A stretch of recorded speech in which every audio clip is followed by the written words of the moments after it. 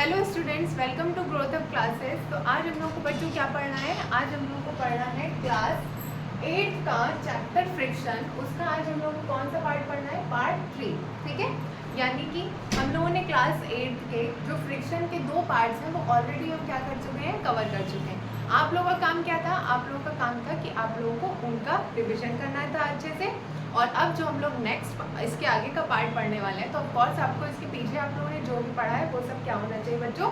पता होना चाहिए। ठीक है, चलिए छोटा सा एक रिकैप करवा देते हैं कि फ्रिक्शन होता क्या है, व्हाट इज फ्रिक्शन।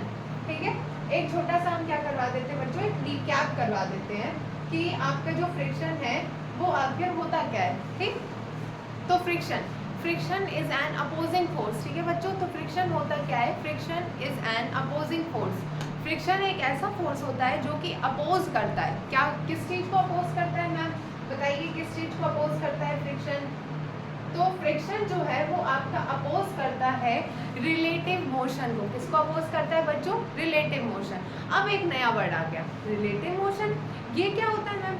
देखो, रिलेटिव मोशन होता है जब भी कोई एक ऑब्जेक्ट दूसरी सरफेस पर क्या कर रही है? मोशन कर रही है। ठीक बच्चों, जैसे कि आपके पास ये एक सरफेस है, उस पर एक दूसरी ऑब्जेक्ट है, वो क्या कर रही है? मोशन कर रही है। That is called relative motion.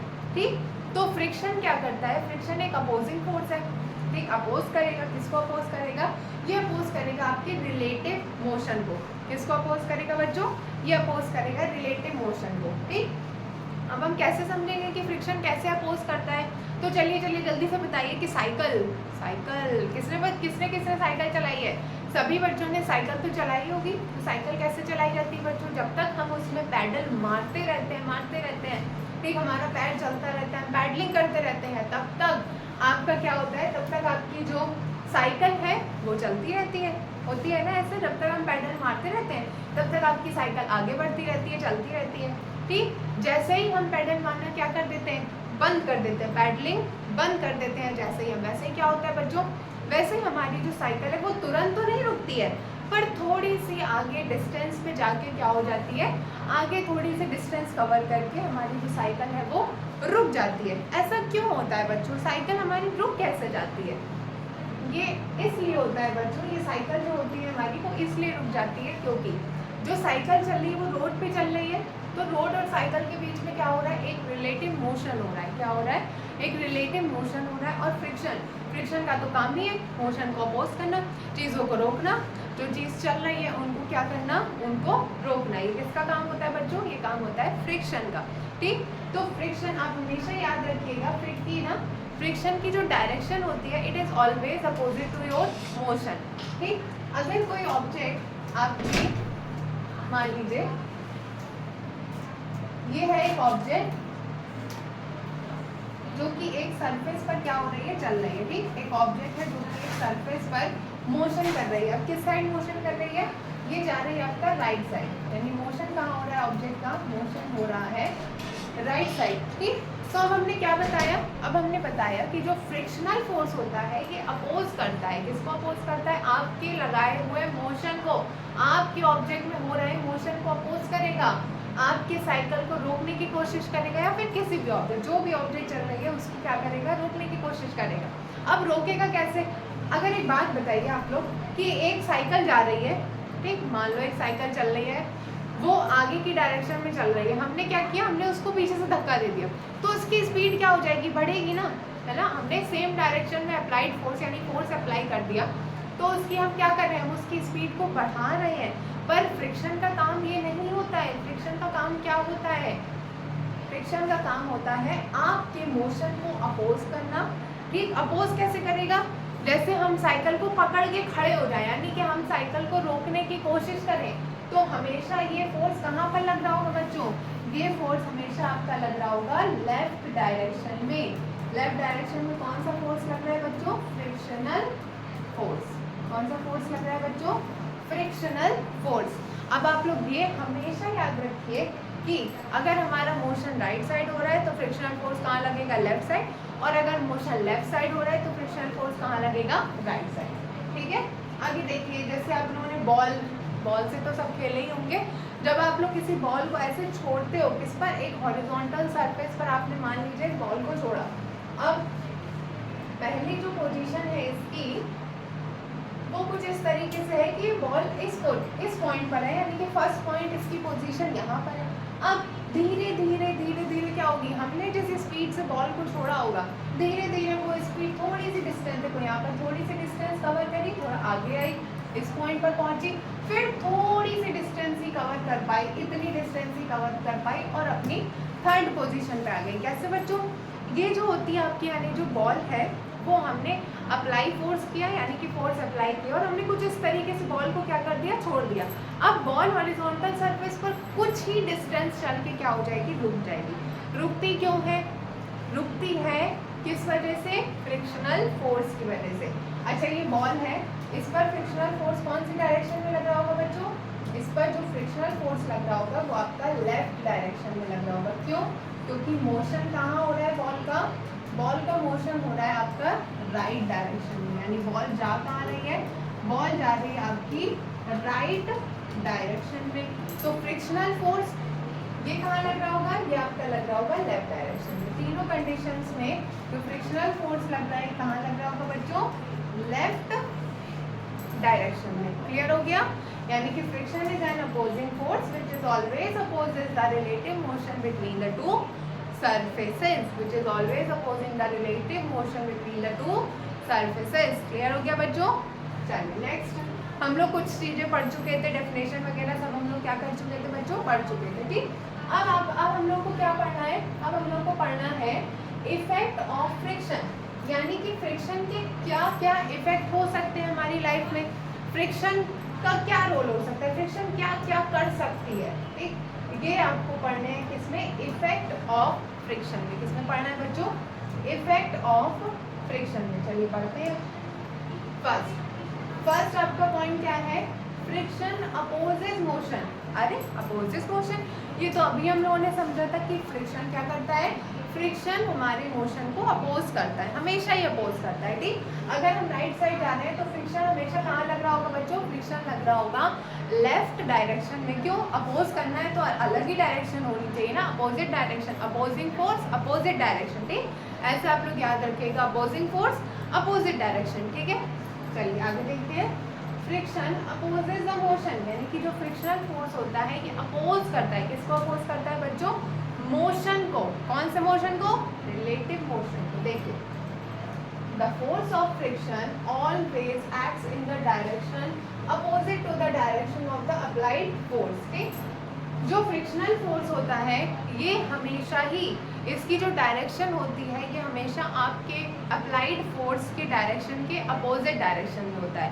Applied force ये क्या होता है, अच्छा कभी किसी चेयर को, टेबल को इधर से उधर, कोई कॉपी किताब इधर से उधर किया है उसको, ठीक, तो आप जिस तरीके से, जैसे आपने चेयर को खिसकाया तो आप उस पर क्या लगा रहे हैं बच्चों, आप उस पर फोर्स लगा रहे हैं, आप उस पर फोर्स अप्लाई कर रहे हैं। So that is called applied force. ठीक, आप उस ऑब्जेक्ट पर क्या अप्लाई कर रहे हो बच्चों, आप उस ऑब्जेक्ट पर फोर्स अप्लाई कर रहे हो, that is why it is called applied force. ठीक है, जो फ्रिक्शनल फोर्स की डायरेक्शन होती है ये आपके अप्लाई किए हुए फोर्स की डायरेक्शन के अपोजिट होगी। जैसे कि मान लीजिए ये एक बॉक्स है, ठीक, इस बॉक्स को आपने अप्लाई किया है, फोर्स कहाँ पर अप्लाई किया है, आपने फोर्स अप्लाई किया है राइट डायरेक्शन में, यानी कि यहाँ पर क्या है, आपने अप्लाइड फोर्स है आपका, ऑब्जेक्ट कहाँ जा रही होगी, राइट साइड जा रही होगी।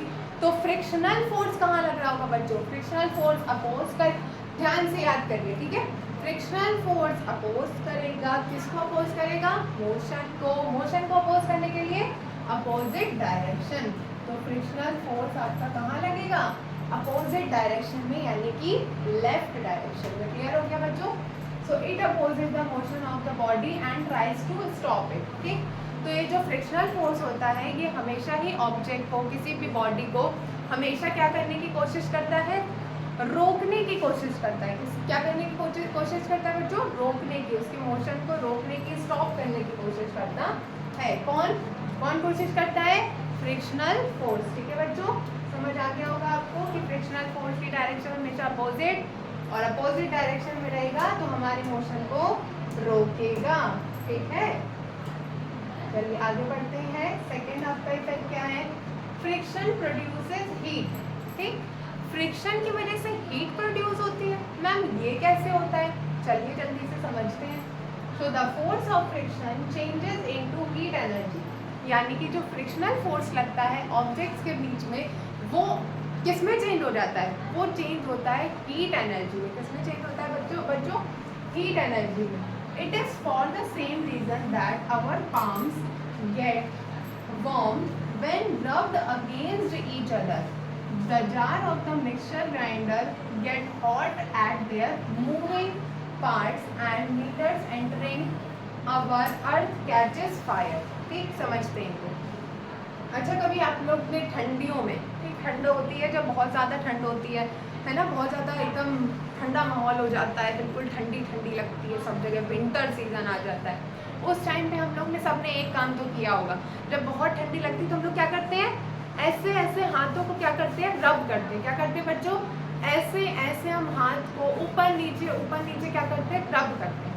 अब आप एक चीज़ इसमें ध्यान से देखिएगा कि it is for the same reason that our palms get warm when rubbed against each other। यहाँ पर लाइन आपको एक वर्ड दिख रहा है, against each other। against each other कैसे? देखिए ये 2 हैंड्स है हमारे, हम इन 2 हैंड्स को जब रब करते हैं तो ऐसे तो रब करते नहीं है कि एक ही डायरेक्शन में ऊपर नीचे करने लगे, ऐसे तो नहीं करते ना। कैसे रब करते हैं हम लोग हाथ को? एक हाथ ऊपर जाएगा तो दूसरा नीचे, एक ऊपर आएगा तो दूसरा नीचे, इस तरीके से। यानी कि हम एक दूसरे का क्या कर रहे हैं? अगेंस्ट ईच अदर, यानी कि हाथों का पाम्स का मोशन तो करा रहे हैं बट अगेंस्ट ईच अदर, एक दूसरे के अगेंस्ट करवा रहे हैं, ऊपर नीचे इस तरीके से करवा रहे हैं। करके देखिए जल्दी से, अपना हाथ ऐसे ऐसे ऐसे रब करके देखिए और बताइए क्या होता है। जल्दी से बताइए, ऐसे ऐसे करिए और बताइए क्या हो रहा है। तो आपका आंसर होगा कि मैम जैसे ही हमने अपने हाथ को रब किया ना, तो हमारे जो पाम्स है वो हॉट हो गए, यानी कि वो गरम हो गए, वार्म हो गए। कैसे वार्म हो गए बच्चों? क्योंकि यहाँ पर दोनों ऑब्जेक्ट्स के बीच में मोशन हो रहा है जो कि एक दूसरे के अपोजिट में है, ठीक, अगेंस्ट मोशन हो रहा है, इस वजह से फ्रिक्शन हो रहा है। यहाँ पर क्या हो रहा है बच्चों? यहाँ पर हमारे हैंड्स के बीच में फ्रिक्शनल फोर्स लग रहा है, और ये जो फ्रिक्शनल फोर्स है इसने जो हमारे हाथ है उनको क्या कर दिया है? वार्म कर दिया है। कैसे वार्म कर दिया है? क्योंकि हीट को प्रोड्यूस कर दिया है। क्या प्रोड्यूस करा है बच्चों? हीट प्रोड्यूस करी है। ठीक है, the jar of mixture grinder get hot eight there moving parts. ठीक, आप लोगों ने मिक्सी देखी होगी, मिक्सचर ग्राइंडर जो होता है उसके जो पार्ट मूव करते हैं वो क्या हो जाते हैं? वो हॉट हो जाते हैं, यानी वो गर्म हो जाते हैं। क्यों? क्योंकि वो बार बार इस तरीके से मूव कर रहे हैं, क्योंकि वो एक दूसरे से, ये समझ लीजिए, टकरा रहे हैं। ठीक, अगेंस्ट ईच अदर मोशन कर रहे हैं, इस वजह से वो क्या हो जाते हैं बच्चों? हॉट हो जाते हैं या फिर गर्म हो जाते हैं। ठीक, किसकी वजह से? Just because of friction. Next क्या है आपका? Friction causes wear and tear. ठीक, friction causes wear and tear. Try to compare the soles of our new shoes with old shoes. ठीक, सबसे पहले तो हम ये समझते हैं कि what is wear and tear. बताइए जल्दी, what is wear and tear? तो वियर एंड टियर का मतलब होता है बच्चों टूट फूट। टूट फूट मैम कैसे? टूट फूट ऐसे मेनली जो आप चीज़ नई लेके आए हो वो वाला साइज, और जो आप चीज़ आपने यूज़ करने के बाद जैसी उसकी हालत हो गई है, ठीक, दैट इज कॉल्ड टूट फूट या वियर एंड टियर। ठीक है, इसको अब हम लोग समझते हैं। Try to compare the soles of your new shoes with the old shoeses, यानी कि आपको कंपेयर करना चाहिए। किसको कंपेयर करना चाहिए? अपने न्यू शूज से, यानी कि जो नए शूज़ आए हैं उनसे अपने ओल्ड शूज़, यानी कि जो घिसे हुए जो शूज़ हो गए ना, उनके सोल्स को, जो नीचे लगे होते हैं सोल्स, उनको क्या करना है? कंपेयर करना है। तो आप क्या देखेंगे? You will notice that the soles of old shoeses are worn out. ठीक, तो आप क्या देखेंगे कि जो आपके पुराने शूज़ हैं, यानी कि ओल्ड शूजेस हैं, उनके जो सोल्स हैं वो वॉर्न आउट, यानी काफ़ी ज़्यादा घिस चुके हैं। क्या हो गए बच्चों? काफ़ी ज़्यादा घिस चुके हैं। It is because when we walk, ये इसलिए होता है क्योंकि जब हम चलते हैं, when we walk, material of the soles wears out due to friction, यानी जो सोल्स के मटेरियल्स होते हैं वो वियर्स, यानी कि वो अलग हो जाते हैं, ठीक, वो अपनी जगह को छोड़ देते हैं। किसकी वजह से? Because of friction. क्यों बच्चों?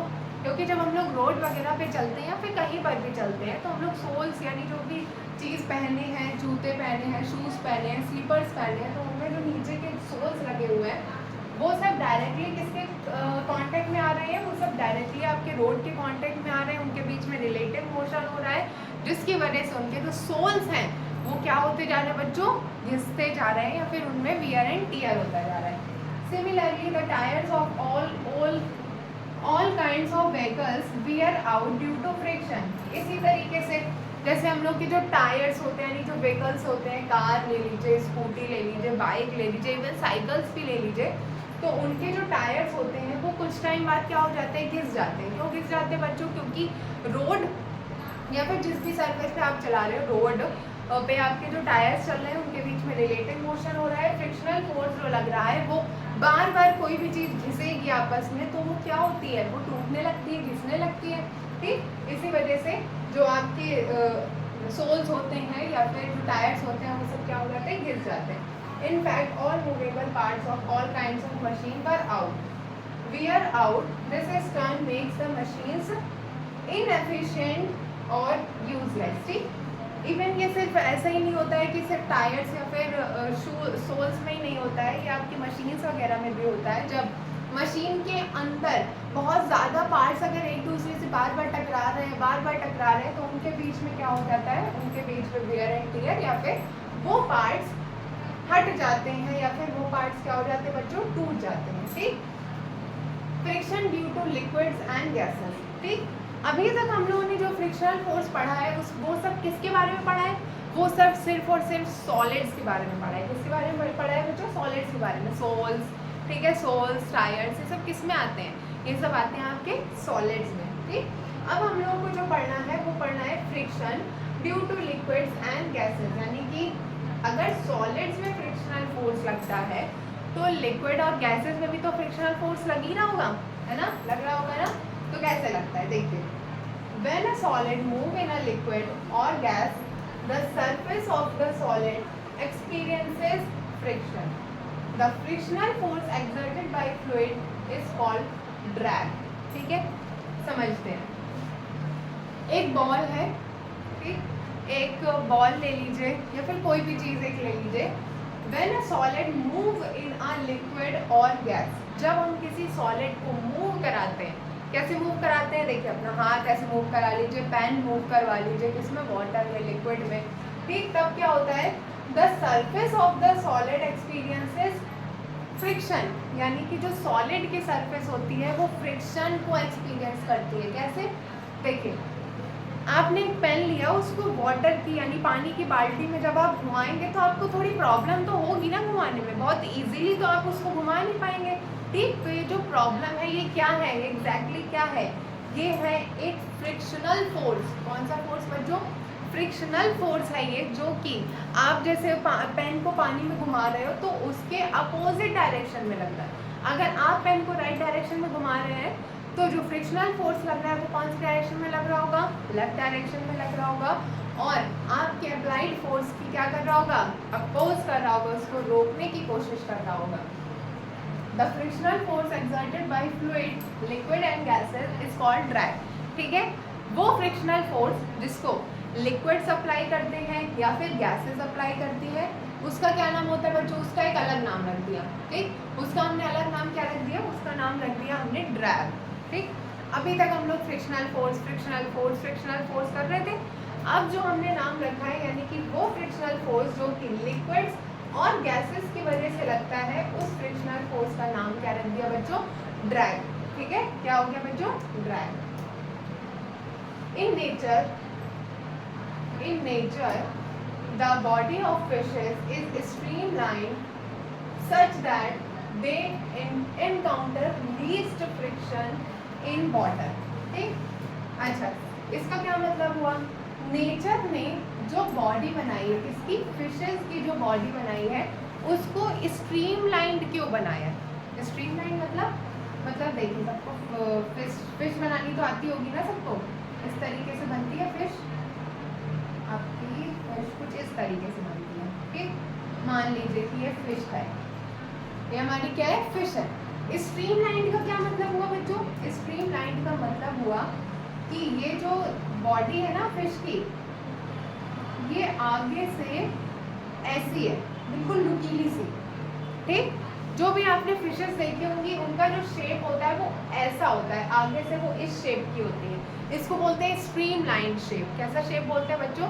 Streamline shape. ये इसलिए इस तरह की शेप की होती है क्योंकि इस शेप में जो फ्रिक्शनल फोर्स, देखो जैसे कि ये पानी के अंदर है, ठीक, ये किसके अंदर है बच्चों? ये अंदर है पानी के, पानी के अंदर आपकी फिश है, ठीक। अब जब ये आगे बढ़ेगी तो इसकी स्ट्रीमलाइन शेप होने की वजह से ये वाटर को क्या करती जाएगी? ये वाटर को बिल्कुल ऐसे समझ लीजिए कि एकदम चीरते हुए निकलती जाएगी, ठीक है। क्या होता है बच्चों?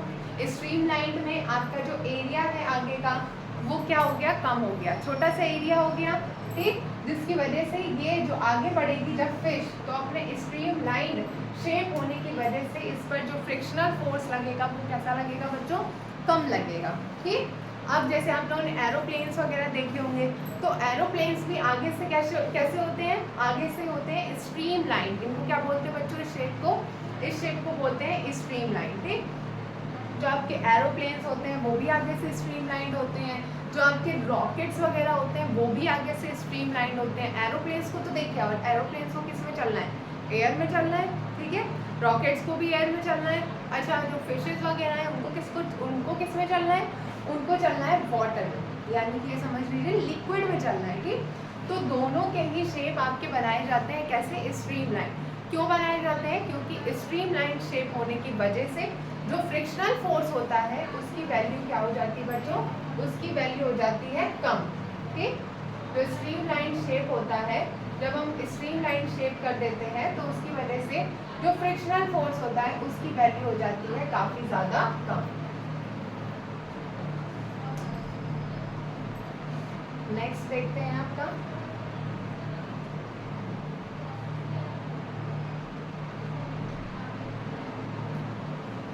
नेक्स्ट क्या है? नेक्स्ट है आपका एडवांटेजेस ऑफ फ्रिक्शन, ठीक। नेक्स्ट है आपका एडवांटेजेस ऑफ फ्रिक्शन। फ्रिक्शन अगर लगता है तो फ्रिक्शन के कुछ एडवांटेजेस भी होते हैं, ठीक। फ्रिक्शन अगर लग रहा है तो फ्रिक्शन के कुछ एडवांटेजेस भी होते हैं, तो हमें अब उन एडवांटेजेस को क्या करना है? समझना है, ठीक। कौन कौन से एडवांटेजेस होते हैं आपके फ्रिक्शन के? It is because of friction that we can walk and drive, ठीक है। यानी अगर हम लोग चल पाते हैं और अगर हम लोग अपनी जो व्हीकल्स हैं उनको ड्राइव कर पाते हैं, तो किस वजह से कर पाते हैं? फ्रिक्शन की वजह से। कैसे? अभी तो फ्रिक्शन हमारे मोशन को अपोज कर रहा था, अब हमारा साथ कैसे देने लगा अचानक से?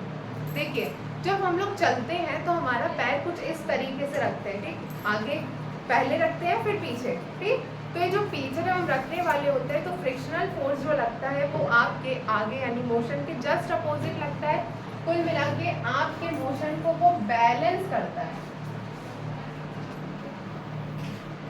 देखिए, जब आपने मोशन आगे की तरफ किया है तब फ्रिक्शनल फोर्स कहाँ लग रहा है? पीछे की तरफ आपका फ्रिक्शनल फोर्स लग रहा है, और ये जो फ्रिक्शनल फोर्स है ये आपके मोशन को अभी क्या कर रहा है? बैलेंस कर रहा है। क्या कर रहा है बच्चों? आपके मोशन को, आपकी पोजीशन को क्या कर रहा है? बैलेंस कर रहा है। सेम इसी तरीके से व्हीकल्स में भी होता है जिनको हम ड्राइव करते हैं, ठीक, उनमें भी सेम इसी तरीके से बैलेंस करता है। यानी फ्रिक्शनल फोर्स ज़रूरी भी है और थोड़ा खराब भी है, ठीक है। समझ लीजिए, ज़रूरी भी है और खराब भी है।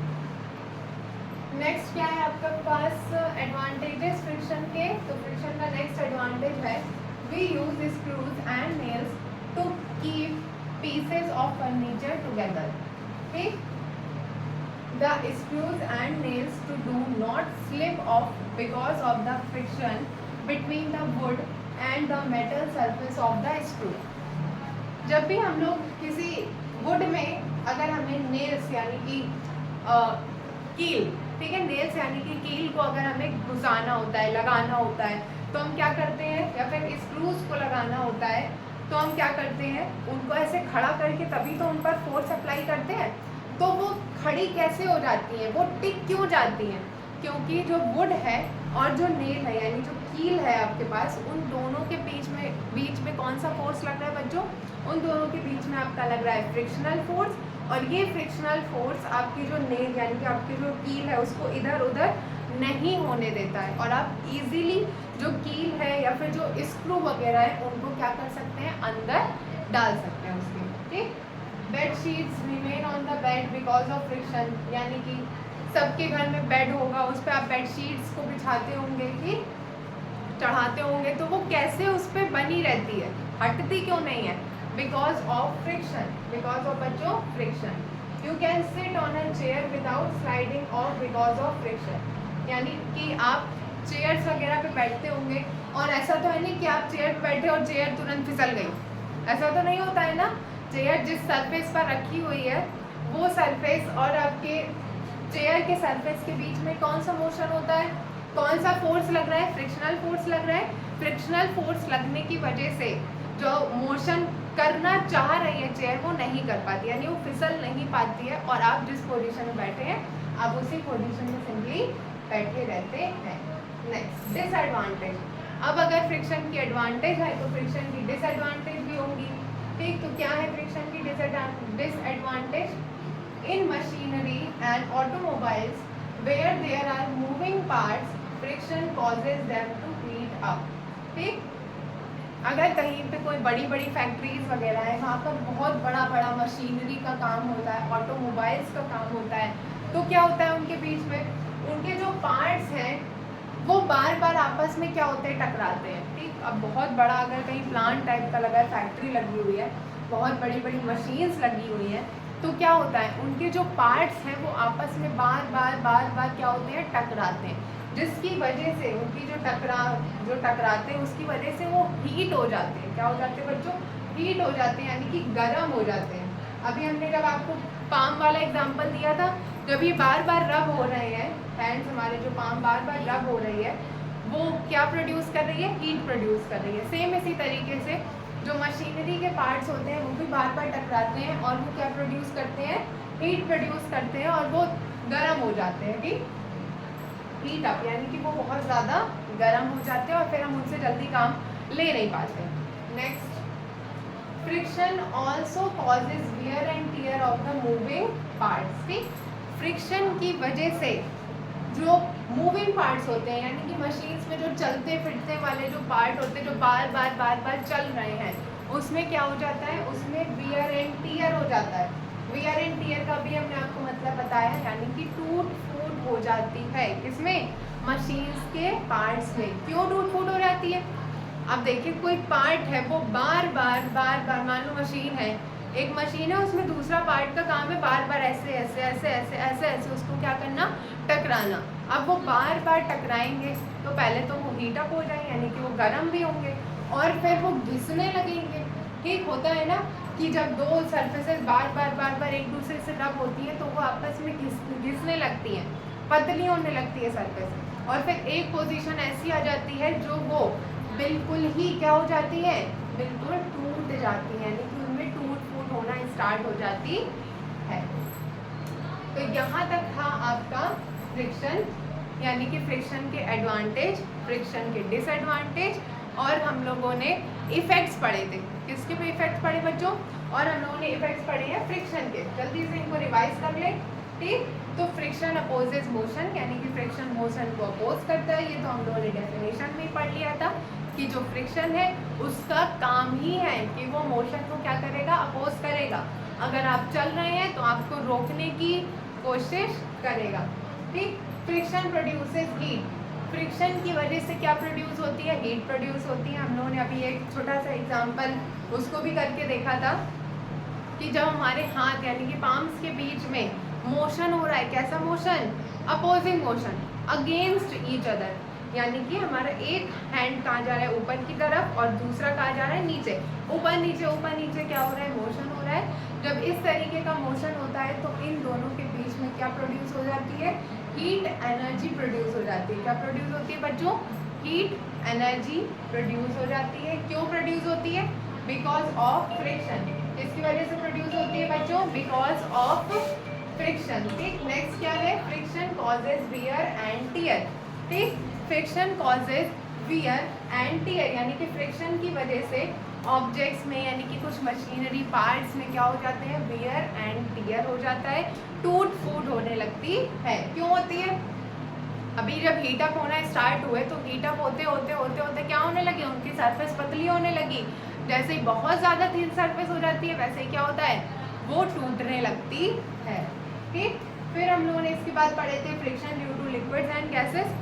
अच्छा, लिक्विड्स एंड गैसेस में हमको फ्रिक्शन, हमारे ऊपर फ्रिक्शन ज़्यादा अप्लाई ना हो, ज़्यादा हम पर फ्रिक्शन ना लगे हमारी ऑब्जेक्ट पर, इस वजह से जो ऑब्जेक्ट्स होती हैं उनका शेप हम कैसा रखते हैं बच्चों, उनका शेप हम रखते हैं स्ट्रीम लाइन। कैसा शेप रखते हैं बच्चों, स्ट्रीम लाइन। कैसे याद रखेंगे स्ट्रीम लाइन शेप?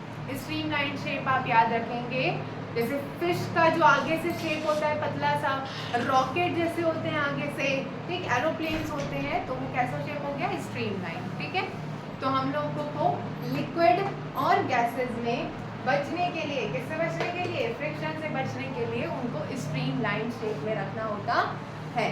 चलिए, आई होप कि आपको फ्रिक्शन के एडवांटेज, डिसएडवांटेज, इफेक्ट्स सब कुछ अच्छे से क्लियर हो गए होंगे। अब आपका काम ये है कि आपको फ्रिक्शन का फर्स्ट पार्ट, सेकंड पार्ट और थर्ड पार्ट, इन दोनों को, इन तीनों पार्ट्स को आपको अच्छे से समझना है, उनको पढ़ना है, उनको रिवाइज करते जाना है। ठीक है, थैंक्स फॉर वॉचिंग बच्चों।